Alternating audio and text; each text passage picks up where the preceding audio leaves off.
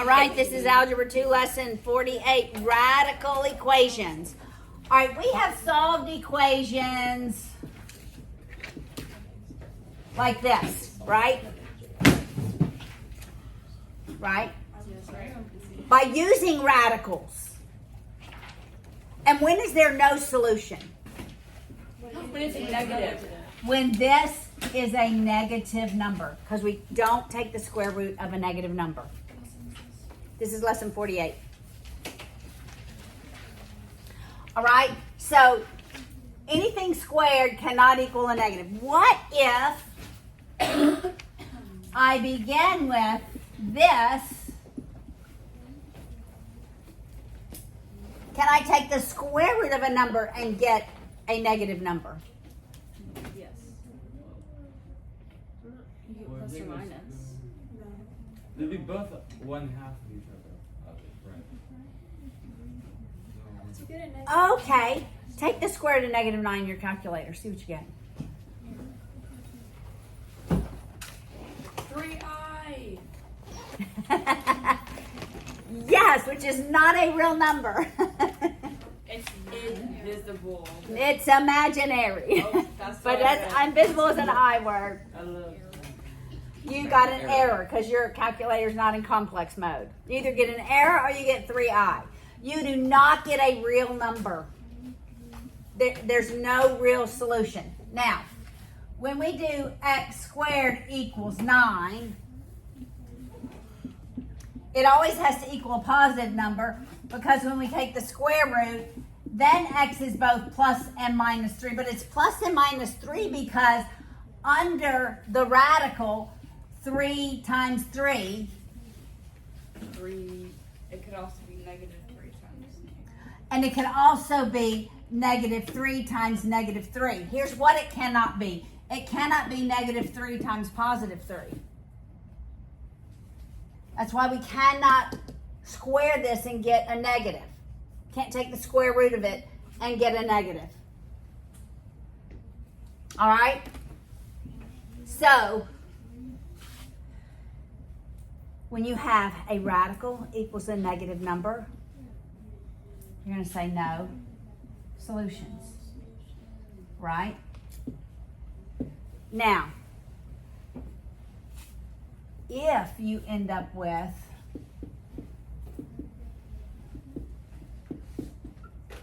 something like this,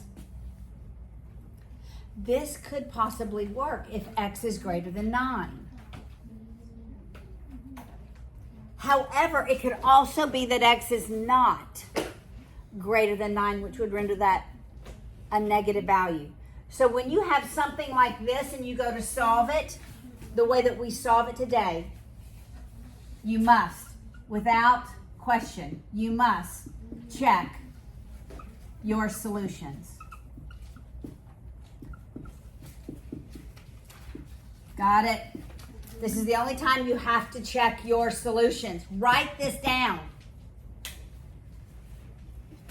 So if I get here, I'm automatically going to write no solutions. If I get here, I'm automatically going to write no solutions. If I get here, this is when I'm going to check my solutions to make sure I do not have some random solution that does not work.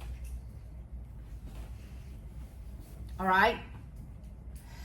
Now, when we started out with squared, we took the square root of the entirety of both sides. We isolated the term that was squared, put everything on the other side of the equal sign, and then took the square root of the entire sides. When we begin with a radical, we're going to make sure the radical is by itself on one side of the equal sign. Everything else is on the other side of the equal sign. And then we're going to square the entirety of both sides. For example, in this one,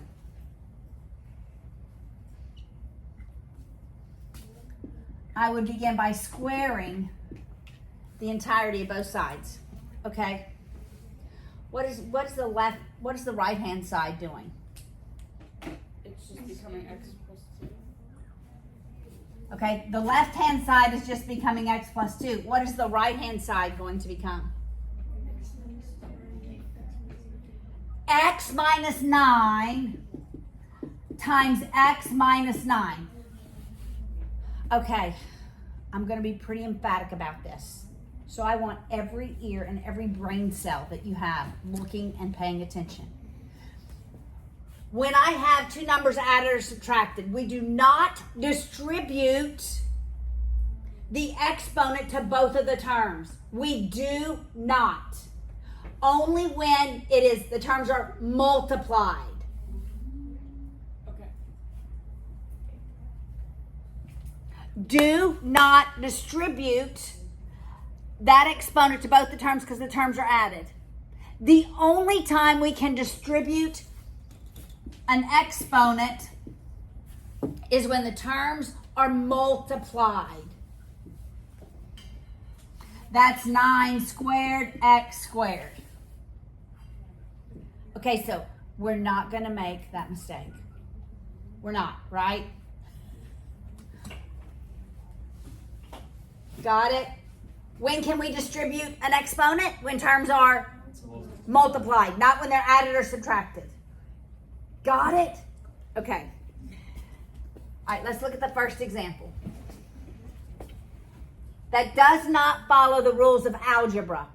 Okay? It's the entire term multiplied by itself, however many times the number of exponent is. All right, so look at example 1. Square root x minus 4 minus 2 equals 6. I want to isolate the radical.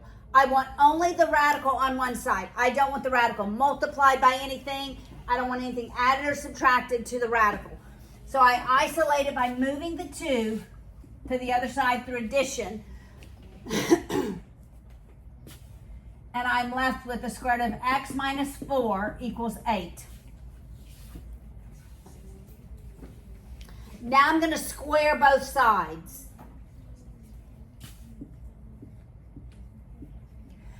The square root of a term squared is just what's under the radical. All right? Y'all know why? Because this is like x minus 4 to the 1/2. That's under the radical, right? And then we square it. A power raised to a power, Just one. we multiply, and it's just 1. So it's just the term under the radical. Yes? Can you go back and explain how you how you squared the radical? Yes. So I took the entire radical, this entire term, which really, the square root of x minus 4, it's as though it's raised to the first power.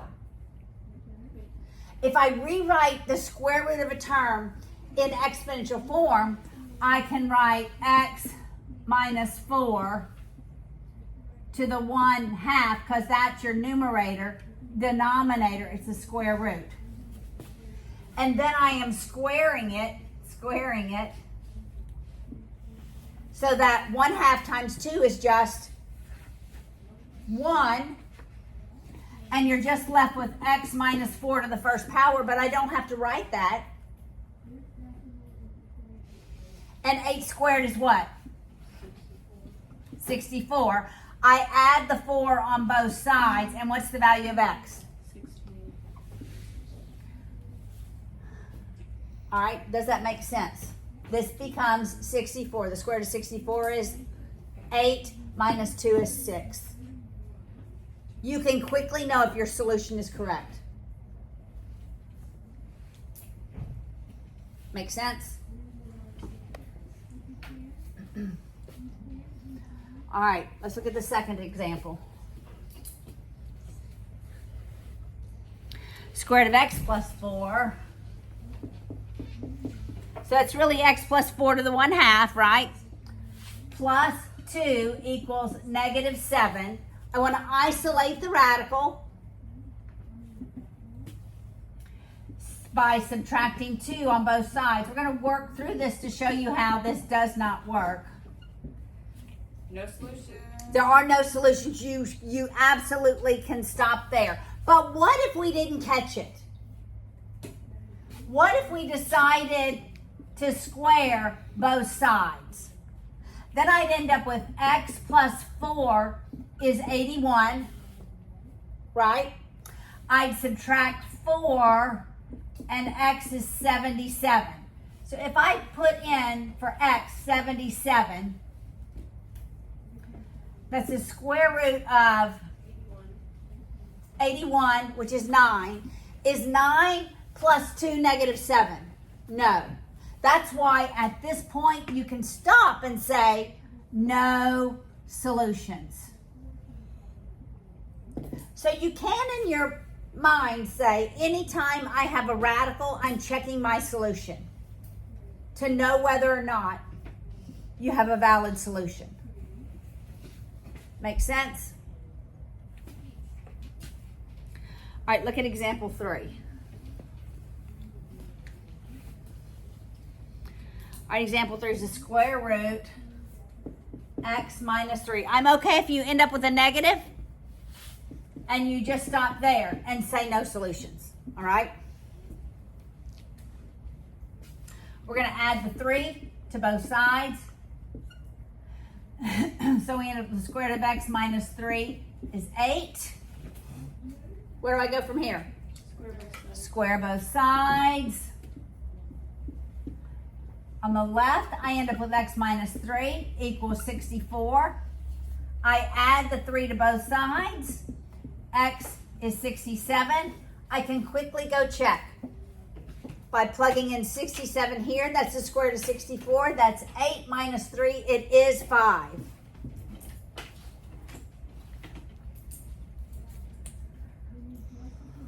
All right, example 4 is different.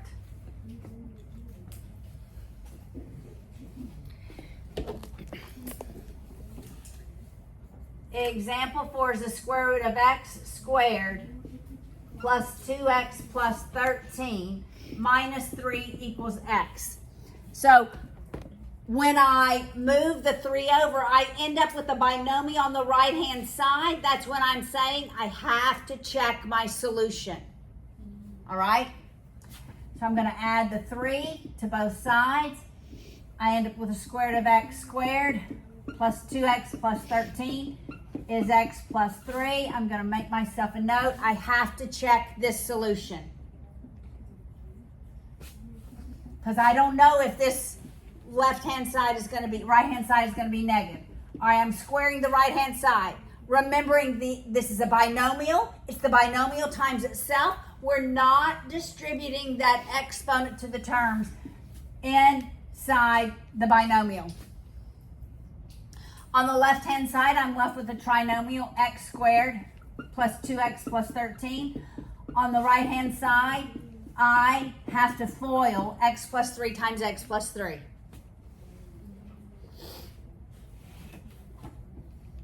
So we'll do that. The outers and the inners together is the middle term. So the first term, x times x. Squared. All right, the outers plus the inners, 6x, and then the last, 9. Now we're going to solve for x.